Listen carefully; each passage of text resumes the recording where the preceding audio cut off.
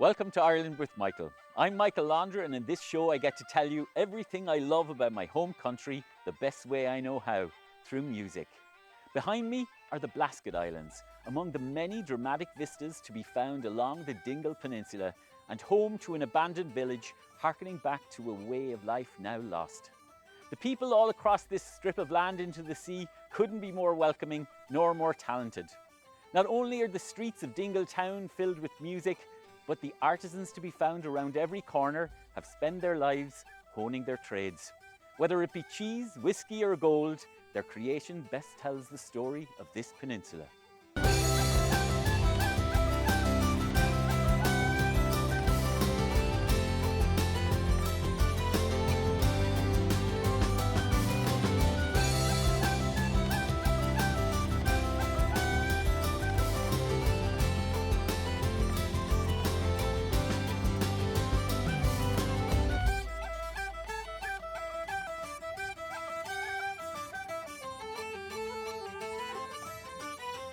Ireland with Michael is made possible by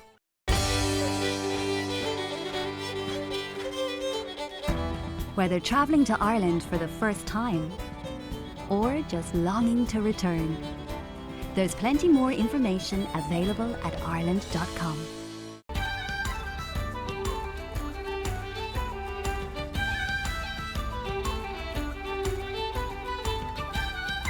CIE Tours, sharing the magic of Ireland for nearly 90 years. Aer Lingus has been bringing people home since 1936. If you're thinking about Ireland, Aer Lingus is ready when you are to take you home. Hawaii, California and County Kerry, all of them first-class surfing destinations. Yes, that's right. Although it's calm today, the freezing waters of the wild Atlantic can serve up some of the gnarliest waves found anywhere, making this Inch Beach one of the many coveted spots drawing surfers from around the world to the west coast of Ireland. But if you do go for a dip, you're going to need a wetsuit. These waters range from cold to bitterly cold, so I'm not about to take the plunge myself. As we travel further out onto the peninsula on our way into Dingle town, there's a pub I want to stop by. I know, typical, but trust me, there's a fantastic story here that illustrates the call of the open seas all around us. It may seem strange that here in the little village of Anniscall there's a pub named for the South Pole nearly a planet away, but the explanation can be found just across the street. Anniscall is the proud birthplace of one Tom Crean, an Antarctic explorer during the heroic age at the beginning of the last century. And there's few who can claim hero status more than old Tom, who was one of the finest sailors aboard 3 separate voyages attempting to be the first to reach the South Pole. Tom never did get to his journey's end, but he returned to his home village, and when he bought the local pub, he renamed it, remarking as he did that he'd finally made it to the South Pole.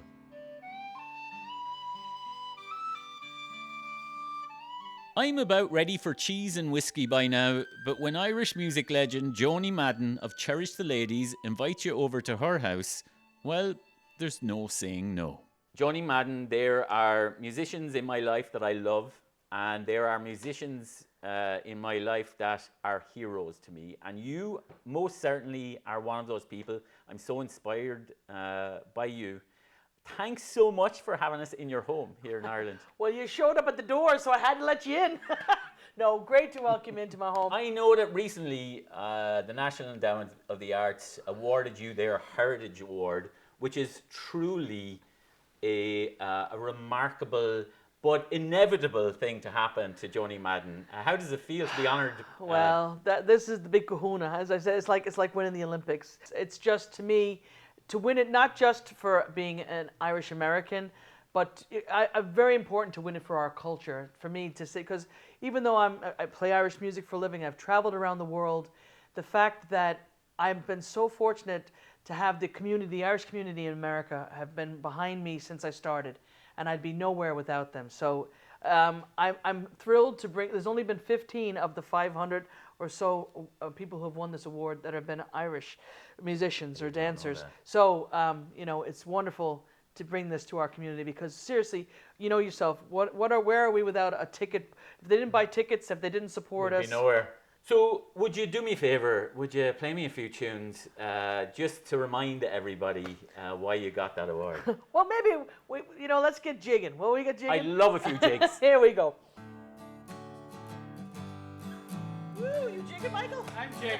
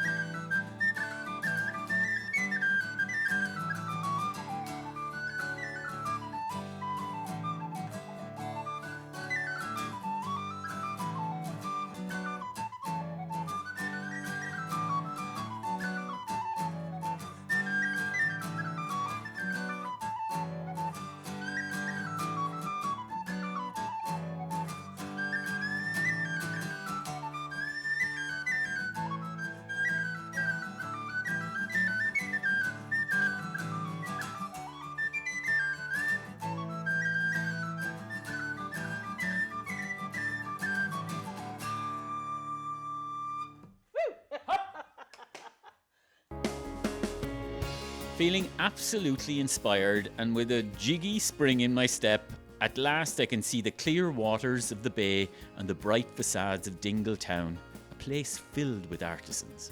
There are almost too many small businesses to choose from, each making local goods of a rare quality. That being said, there's really no question for me where I'll be going first. So Mark Murphy, the first time I came across you was last Christmas online when I was ordering cheese for all my friends in Ireland, and I knew that when I was coming to Dingle that this would be my first stop. Ah, good. Well, you're very welcome. I'm a mad, passionate cheese fan. How did you get it to be selling cheese here in a gorgeous town like Dingle? Well, the little cheese shop itself has been here for about 10 years.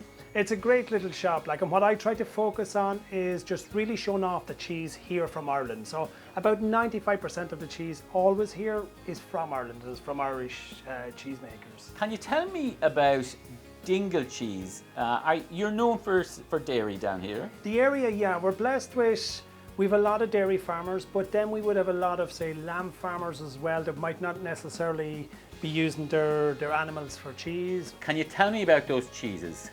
Yeah, so like the style, there's no definite style here of cheese making. Like, what a lot of them focus on is maybe the actual particular animal. I think it's about time I tasted a bit of cheese, I thought don't you you? would some wine.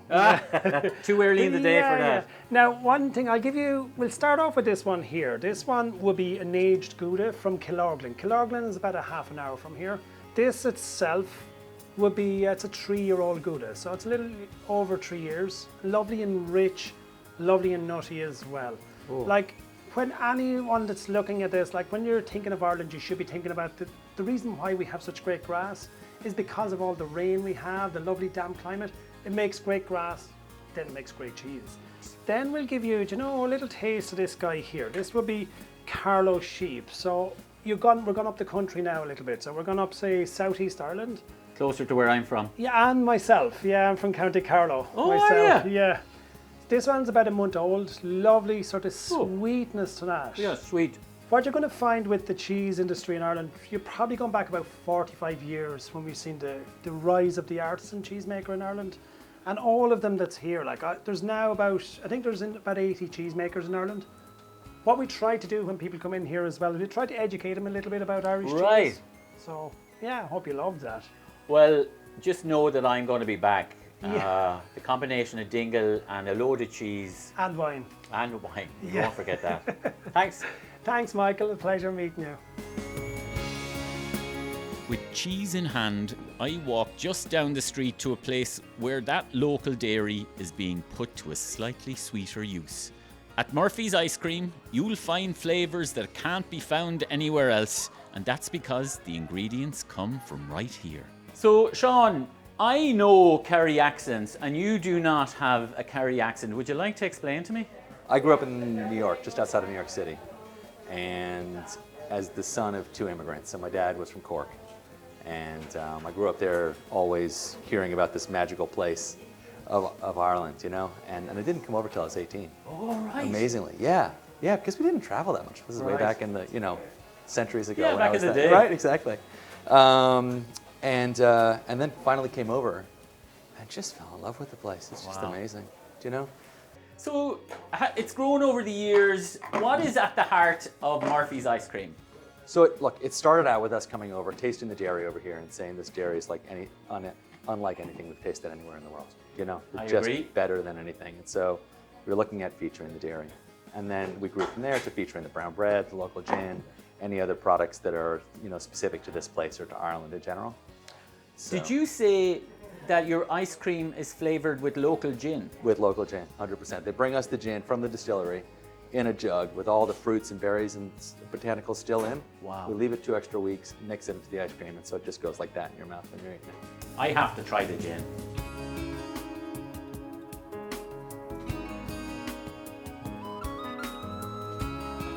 There you are. Gorgeous.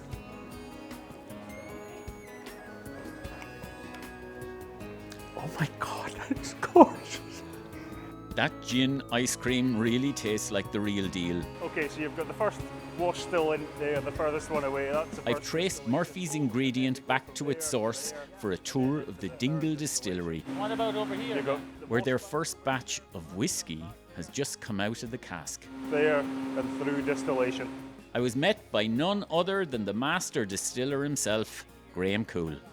So, Graham, tell me, how does a Scotsman end up on the southwest part of this fair island?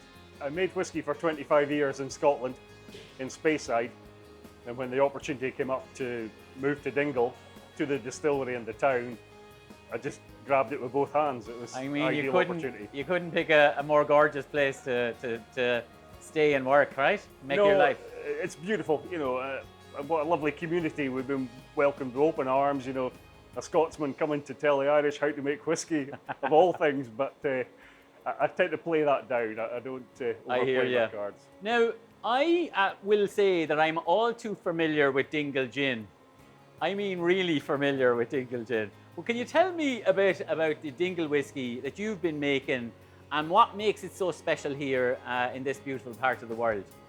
Yeah, well, again, the gin and the whiskey did start at the same time, Yes. but obviously whiskey takes a little bit longer to come to fruition. You need to make it, you need to mature it in the casks. And so now, after 6, 7, 8 years now of whiskey making, we're now really starting to get the whiskey out on the market. And you know, it is unique. Everything that Dingle does adds its little bit of character to the whiskey. We get the water from the well, which is 240 feet down. Oh.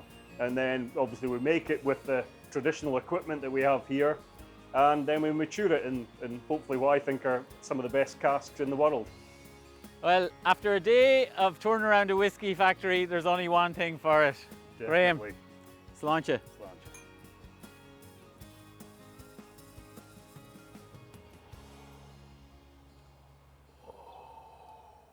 Lovely. Gorgeous. You'd think that a glass of fine Irish whiskey would be the end of my day, but I've to make one last stop on the edge of Dingle town for something that's as quintessentially Irish as our whiskey, the Celtic jewellery of Brian de Stack. I was excited to speak to him in our shared Gaelic. Brian, Kiki will too. Má go bá míol tá míid anna bhá lána sáir tá Crean a tanna mó agus tá míid déanamh That's great to hear. Long have I known about the work of Brian de Stack. I am from the other side of the country, down in Wexford, but you, sir, are the heart of Dingle. Tell me about your work, and did you start out here in Dingle? I didn't actually. I was born in Cork for my sins, but my father was a Kerry man, so I have half a passport to Kerry. So Your work in jewellery is very defined Irish work. You're inspired by everything around you. Absolutely. Where we live in this part of Ireland is one of the most, how would you call it, privileged areas to be living in if you have an artistic bent, you know, because there's so much inspiration. History goes back thousands of years. You know, we keep finding new stuff all the time. Even recently, again, we found another thing 4,500 years old. So. I particularly love your work with Ogham. Could you explain to me what Ogham is? Yeah, Ogham is fascinating. You know, it's probably developed around here in the southwest of Ireland. This is where we have most of the Ogham stones, which is what we have. The only things that are left of the Ogham language is the Ogham stones. We have lots of them around Dingle, as people would know. It goes back, the earliest date they have for it is like 200 AD. They worked on speech, you know, you handed on your life, your stories to your next generation, who handed it on to the next generation, who handed it on. So that's how history was kept here in a sense. And the Ogham stones are part of that history. Right. Is that why Irish people are still really good at talking? I think it's a big bearing on it. It seems that Dingle has a knack for attracting artisans and keeping them here. And it was time for me to explore the natural beauty that helps explain why. If there's anything more picturesque than the land in Dingle, it's got to be the view from the water. You're spoiled for choice on excursions out from the bay into the clear blue Atlantic waters and all around the coves, caves and cliffs of the peninsula. So Jimmy, you're here on the harbour in the town you were born in, probably? Absolutely, yeah, born and reared. How long have you been boating here in the harbour? Well, look, I left school at 14 and went down the harbour. We date back to, you know, 3 or 4 generations. So we're involved in the fishing and involved in water in some way for the last couple of 100 years. But myself, I've been carrying passengers for over 33 years now. And tell us about the sea safari. It's high speed, exhilarating spin back towards the Blasket Islands, and we take in the scenery, geology, the history of the islands. We've got the puffins on the middle islands, you've got deer on Inishvikilan, and you've got dolphins and whales when we're lucky enough, and at the moment there seems to be in abundance. The ocean has always played an important role in the lives of the people here, and none more so than the islanders at Land's End. We've left Dingle town and come to the edge of the world in order to connect back to island life as it was lived here for hundreds of years. The Blasket Islands, uninhabited except for a small staff which lives on the Great Blasket without electricity or running water, are now a place of serenity where wildlife thrives. But not 70 years ago, they were home to some 100-odd souls forming a close-knit settlement on the rim of Western Europe. As they say, the next parish is the Bronx. I wanted to get a closer look at the remnants of those island inhabitants, only getting there is a bit more complicated than you might think. Even now, well into the 21st century, the Blasket Islands are a difficult place to reach. It's impossible for ferries to dock on those rough shores, and so once you've made the crossing, a small but hardy inflatable craft takes visitors the last of the way to witness the barren beauty to be seen at the very edge of these isles. That is, if you can make it down the sharp, steep way into Dunquin Harbour. The pat's been used more than a century, so imagine bringing a herd of sheep down this madness. It was an isolated existence of a quality reportedly much better than that of the mainland, at least in the mid-1700s. In time, the people of the Blaskets slowly emigrated away from their islands and onto the mainland or across the vast ocean to America. When the sea would lash at those who remained, making it impossible at times for help to make the crossing, the last of the population requested that the Irish government evacuate them. And so, in 1953, the islands were abandoned, only their stone cottages and walls remaining, as even the thatched roofs were eroded by the wind and the rain of the years. Fortunately, these islands gave rise to a handful of literary talents who captured the twilight years of this unique part of the world. The writings of Peg Sayers, Muirish O'Sullivan and Tomás Ó Criahan document what would have otherwise disappeared without a trace. As Tomás wrote, I've done my best to set down the character of the people about me so that some record of us might live after us, for the like of us will never be again. It's those many souls who left the Blaskets and all they knew behind to cross the daunting Atlantic in hopes of a better life who I can relate to most.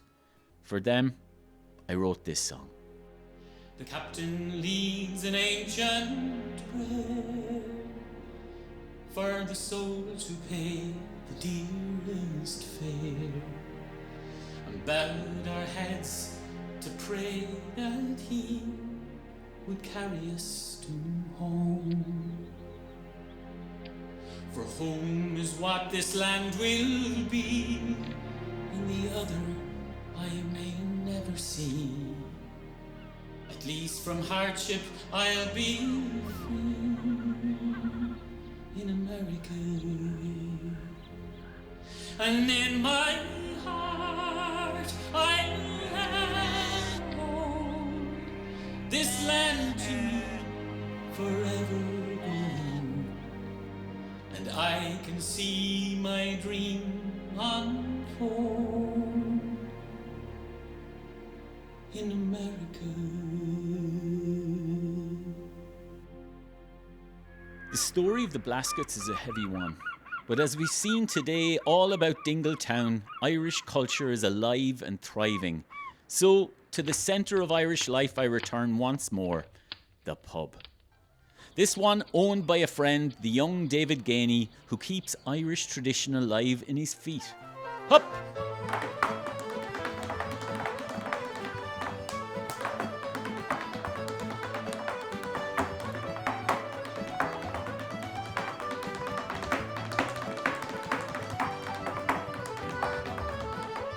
David Geaney, I may be a lowly Irish tenor, but I know my Irish dancing, and you to me are the Irish dancer in the world.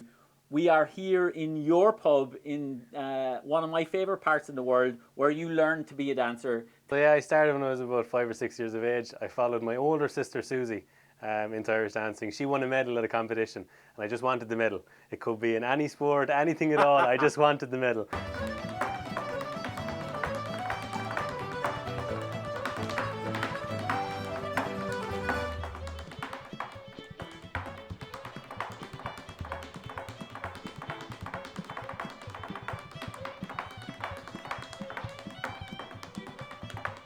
You kind of gradually upgraded that interest to becoming a world champion. How many times? 5 times, but I lost 5 as well, but I don't mention them ones.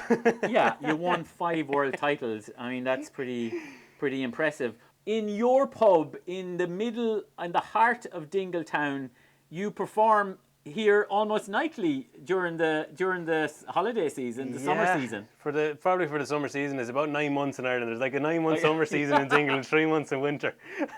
So for like that 9 months, I perform about 6-7 nights a week here. So I love it. I'm here all the time, so I might as well dance, and it's a huge attraction for people. So do you serve pints and then go out and dance? Yeah, I always get asked what time's the dancer on and all this, and I'm always speaking in the third person. I'm like, oh, he'll be later, he's on his way, he's running late and all this. And then you just pop out and they're like, oh, it was him all along.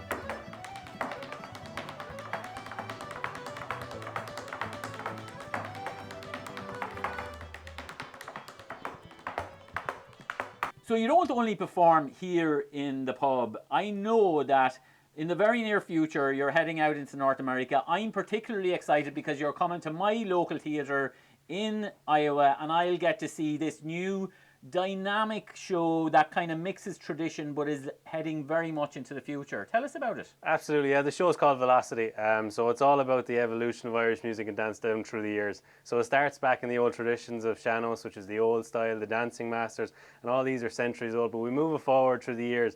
And you never know, you might be up doing a step with us yet. I might sing a tune, but there'll be no dancing. I'll hold you to that. All right. Thanks for having us here in Dingle. Thanks for having me.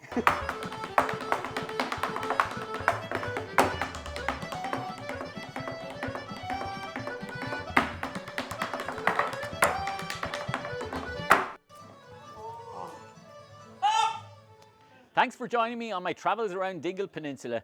I'm Michael Landra, and I'll hope to see you next time on Ireland with Michael. But for now, sláinte. Cheers. Want to continue your travels to Ireland? A deluxe Ireland with Michael DVD featuring all episodes of Season 1 and 2 plus bonus concert footage is available for $30. A copy of the Ireland with Michael companion travel guide featuring places to visit as seen in Seasons 1 and 2 is also available for $30. A set of both is available for $55. To learn more about everything you've seen in this episode, go to IrelandWithMichael.com. Ireland with Michael was made possible by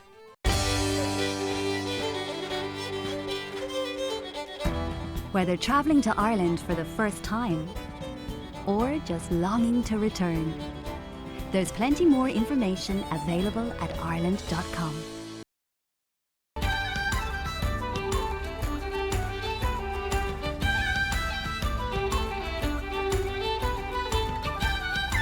CIE Tours, sharing the magic of Ireland for nearly 90 years.